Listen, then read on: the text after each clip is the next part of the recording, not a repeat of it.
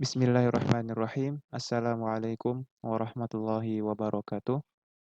Hamdan wa syukran lillah, salatan wa salaman ala rasulillah, nabiyina Muhammad wa ala alihi wa ashabihi wa mawalah.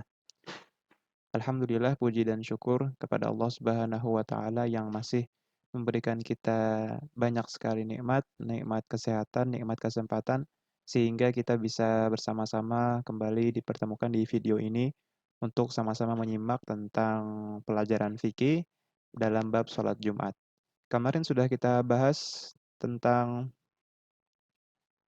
pengertian sholat Jumat dan pada hari ini atau dalam video ini kita akan bahas tentang adab-adab dalam sholat Jumat. Jadi untuk melaksanakan sholat Jumat itu ada adab-adab yang patut kita ketahui dan harusnya kita laksanakan. Kita langsung ke slide nomor 6 karena di sana ada adab-adabnya. Nah, ini dia.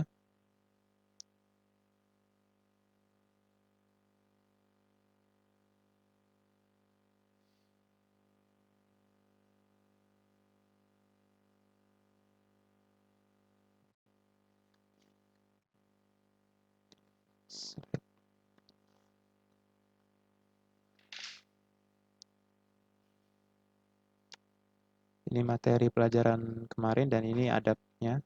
Nah, ini. Oke, kita langsung saja bacakan ya. Nanti akan saya bacakan dan akan saya artikan, kemudian kita jelaskan.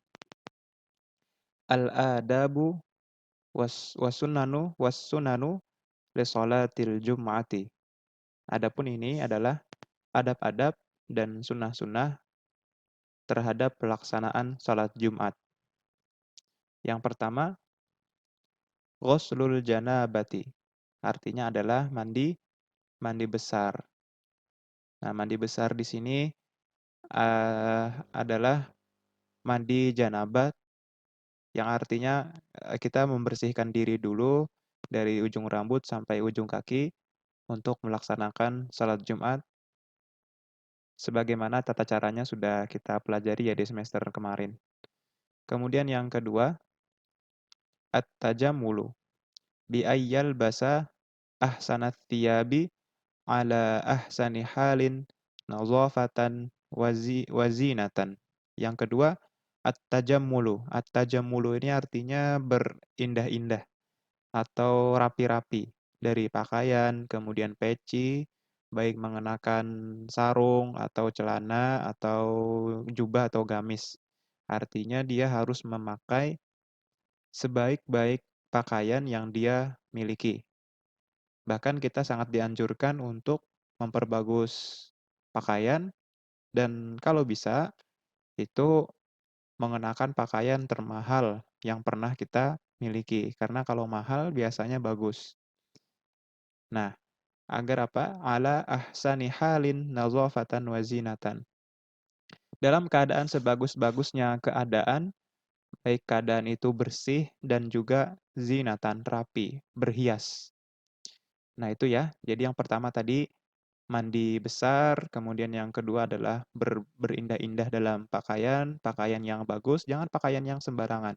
Karena ini adalah hari besar, hari Jumat, maka menyambut sholatnya kita harus memakai pakaian yang rapi dan bersih dan dianjurkan putih ya. Tapi semisal yang lain dari putih itu lebih bagus ya tidak apa-apa pakai yang selain daripada putih. Yang ketiga, as-siwaku. Siwak ini artinya siwak ya, sebagaimana kita tahu itu alat membersih gigi bagi orang Arab dulu dan Rasulullah pakainya siwak. Tapi kalau kita pakai sikat gigi juga tidak apa-apa. Sama saja. Yang pasti adalah membersihkan mulut dari sisa-sisa makanan. Yang keempat adalah at-thayyibu bit-tibi. At-tatayyubu bit-tib artinya memakai wangi-wangian. Nah, memakai wangi-wangian. Memakai wangian ini maksudnya adalah memakai parfum. Nah, jadi dianjurkan dalam sholat Jumat itu untuk memakai parfum. Dan kalau ada parfum yang kecil itu bisa muat di kantong dan kalau mau sholat bisa dipakai lagi. Ini ada hadis dari Rasul Shallallahu Alaihi Wasallam. Qala Rasulullah Shallallahu Alaihi Wasallam ala kulli muhtalimin al-ghuslu yaumal jum'ati wa yalbas min salihi thiyabihi wa in kana lahu tibun massa minhu. Rasulullah Shallallahu alaihi wasallam bersabda atas setiap orang yang sudah balik agar hendaklah ia mandi pada hari Jumat, kemudian memakai pakaian yang pantas bagi dirinya, dan jika dia memiliki wewangian atau memiliki parfum, maka hendaklah dia menggunakannya. Nah, ini tata cara apa namanya adab-adab ya dalam melaksanakan atau hendak pergi ke masjid sebelum melaksanakan sholat Jumat. Yang kelima, ini ada at-tabkir ilal masjid. Nah, artinya adalah menyegerakan untuk ke masjid.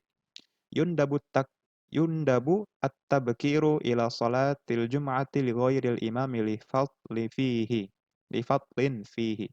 Artinya dianjurkan atau disunahkan untuk menyegerakan ke masjid untuk sebelum imam datang, maksudnya sebelum khatib datang ya, agar kita hendak segera ke masjid untuk mendapatkan keutamaannya. Jadi lebih utama kita datang ke masjid sebelum khatib atau imam naik ke atas mimbar.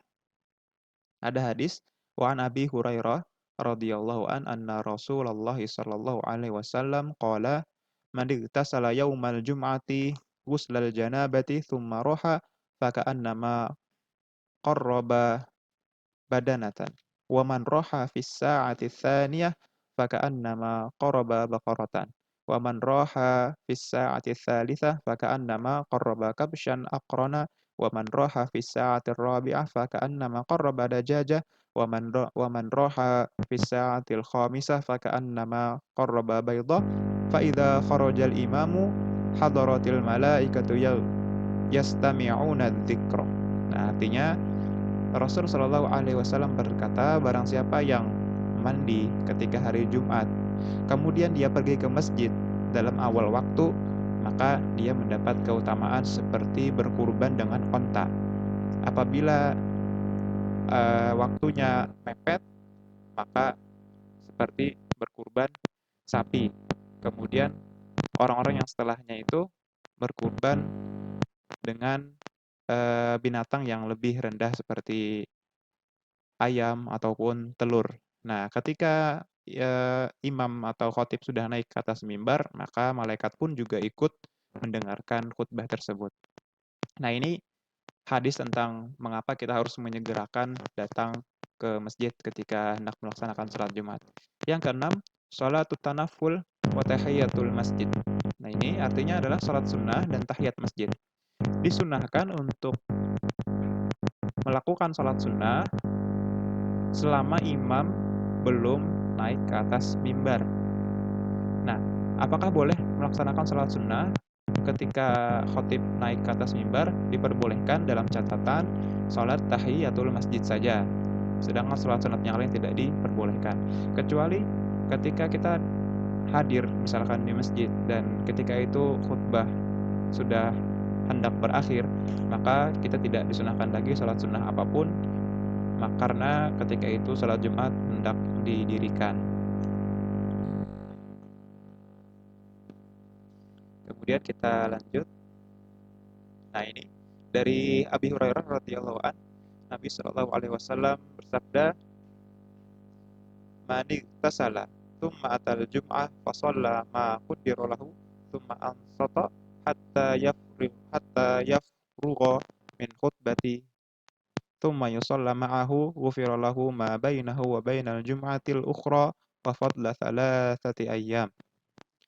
Dari Abu Hurairah radhiyallahu an dari Nabi Shallallahu alaihi wasallam, barang siapa yang mandi kemudian mendatangi tempat sholat Jumat, kemudian dia sholat, kemudian dia berdiam diri di situ mendengarkan khutbah secara seksama, kemudian melaksanakan sholat, maka dosa-dosanya antara Jumat yang lalu dan Jumat yang sekarang maka diampuni. Dari Jabir radhiyallahu an, dia berkata, dakhala rajulun yaumal jum'ati wan nabiyyu sallallahu alaihi wasallam yakhutubu faqala as-shalaita qala la qala fasholli rakaatain. Dari Jabir radhiyallahu an berkata bahwa dia menyaksikan ada seorang laki-laki yang datang di Masjid Nabawi Ketika itu Nabi SAW sedang berkhutbah, kemudian dia bertanya kepada laki-laki yang baru datang, "Apakah kamu sudah sholat?" Kata Nabi. Kemudian kata pemuda itu atau laki-laki itu katanya, "Tidak, aku belum sholat." Maka kemudian Nabi menyuruhnya untuk sholat. Nah, jadi di sini sebagai dalil bahwa melaksanakan sholat tahiyatul masjid ketika khatib sedang berkhutbah itu dianjurkan. Sedangkan untuk melaksanakan sholat yang lain maka tidak bisa lagi. Dalam catatan, ketika khatib awal-awal khutbah, apabila sudah di akhir-akhir khutbah, maka tidak diperkenankan lagi untuk tahiyatul masjid karena khatib hendak memulai sholat Jumatnya. Nah, itu adab-adab dan sunah-sunah ketika hari Jumat semoga bisa dipahami. Salah dan khilaf mohon maaf. Assalamualaikum warahmatullahi wabarakatuh.